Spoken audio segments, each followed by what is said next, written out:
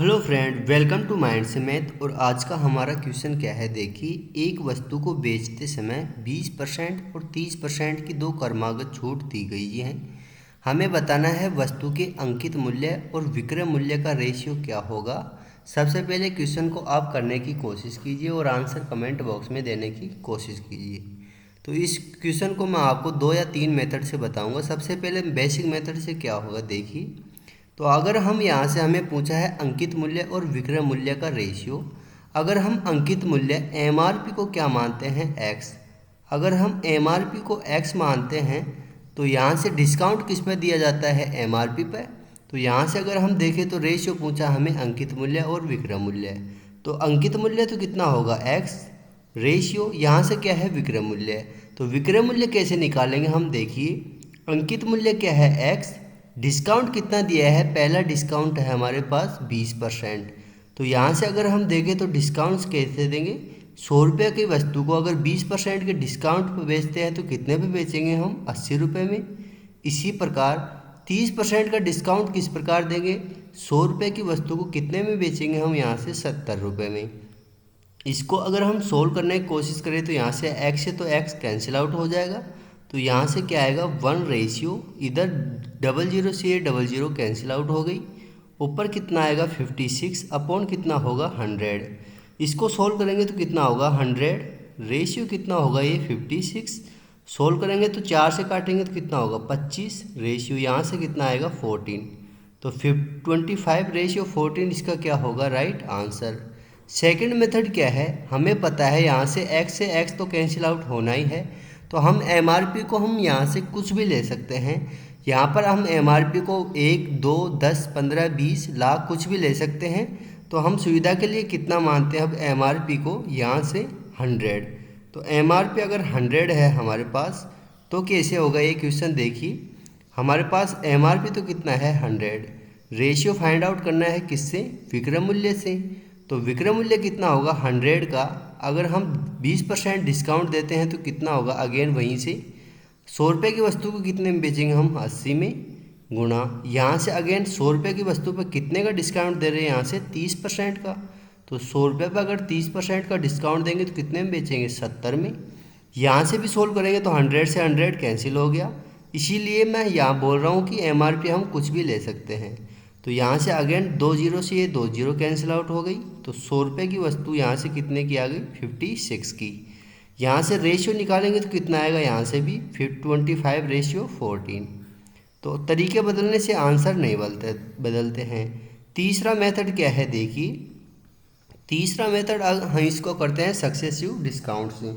तो हमें दो डिस्काउंट दे रखे हैं, क्या क्या। पहला तो है हमारे पास 20%, दूसरा डिस्काउंट है हमारे पास 30%। दोनों का अगर हम एकल डिस्काउंट निकालते हैं तो कैसे निकालेंगे, जब भी हमारे पास दो डिस्काउंट ए और क्या हो, बी, तो इसका एकल डिस्काउंट क्या होता है, इसके दो फॉर्मूले लेते हैं। पहला तो क्या होता है, ए प्लस क्या होता है, बी, माइनस क्या होता है, ए इंटू क्या होता है, बी बटा क्या होगा, 2। यहाँ से क्या होगा, ए इंटू बी बटा 100।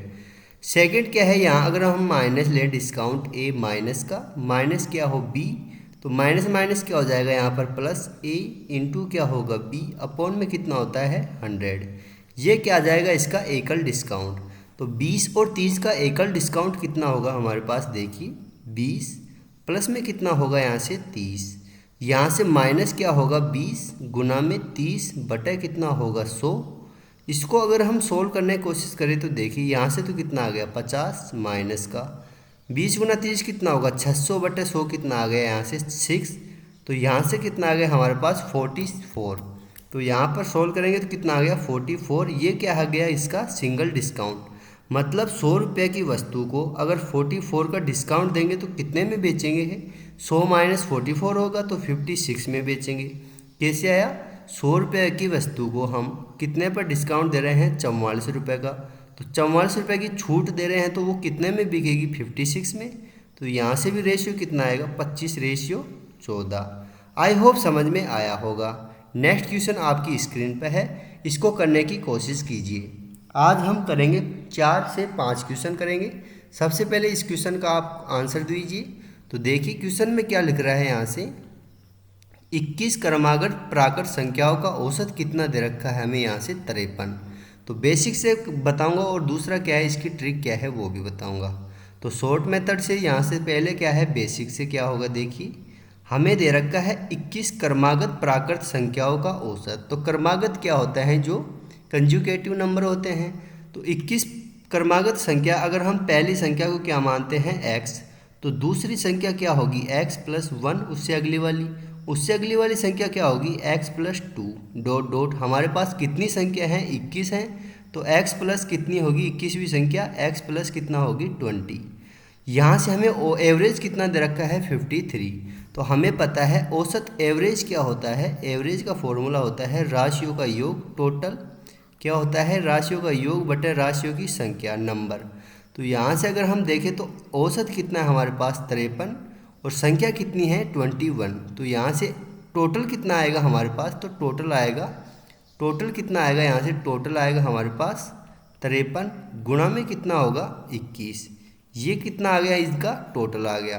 तो यहाँ से अगर हम देखें तो 21 संख्याओं को यहाँ से ऐड करते हैं तो टोटल कितना होगा हमारे पास, देखिए x है plus x plus 1 dot dot कहाँ तक है x प्लस 20 तक।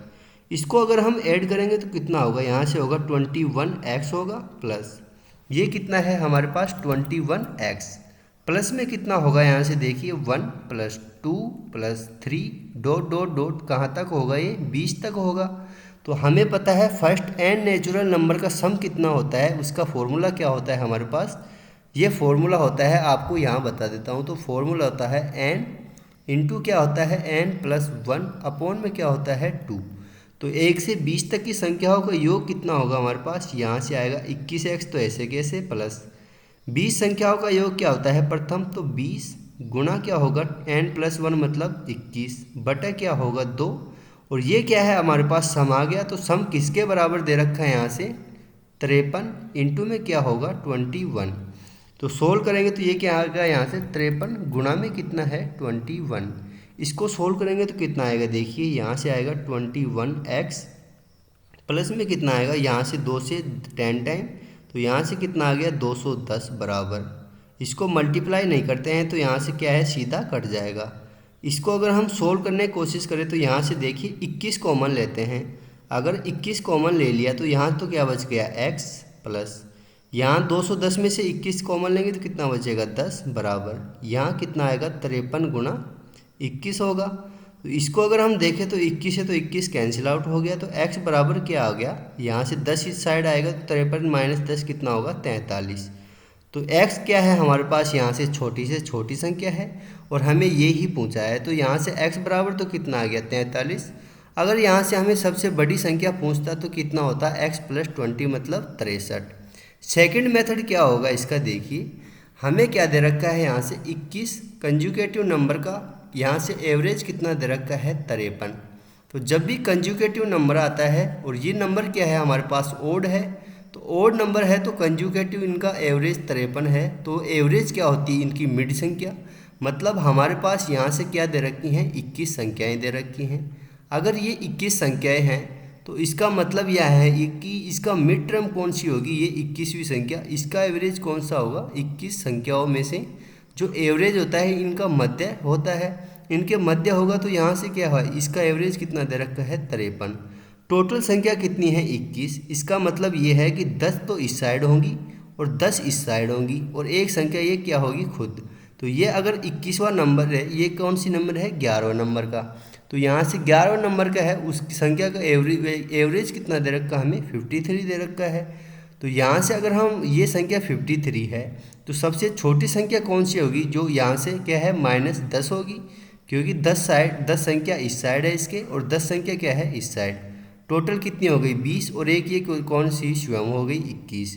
तो 21 संख्याओं का एवरेज यहाँ से अगर हम देखें तो 53 है, तो यहाँ से 53 क्या होगा, यहाँ से मिड पॉइंट होगा। तो हमें सबसे छोटी संख्या पूछी है तो सबसे छोटी संख्या क्या होगी 53 माइनस कितना हो जाएगा 10। तो यहाँ से कितना आ गया 43। अगर हमें सबसे बड़ी संख्या पूछती है तो 53 में क्या करते हैं 10 ऐड कर देंगे, तो यहाँ से कितना आएगा हमारे पास 63। आई होप समझ में आया होगा। नेक्स्ट क्वेश्चन देखिए आपकी स्क्रीन पर है, परसेंटेज का क्वेश्चन है, आसान सा क्वेश्चन है, इसको आप करने की कोशिश कीजिए। तो क्वेश्चन में क्या लिखा है हमारे पास, यदि ए बराबर दे रखा हमें 1300, बी बराबर कितना दे रखा हमें 1450, तो हमें पूछा है बी ए से लगभग कितने परसेंट अधिक है। यहाँ अप्रोक्स में पूछा है कि कितने प्रतिशत अधिक है। तो यहाँ से अगर हम देखें तो ए तो कितना है हमारे पास 1300 है, और बी का मान कितना है, बी का मान दे रखा हमें 1450।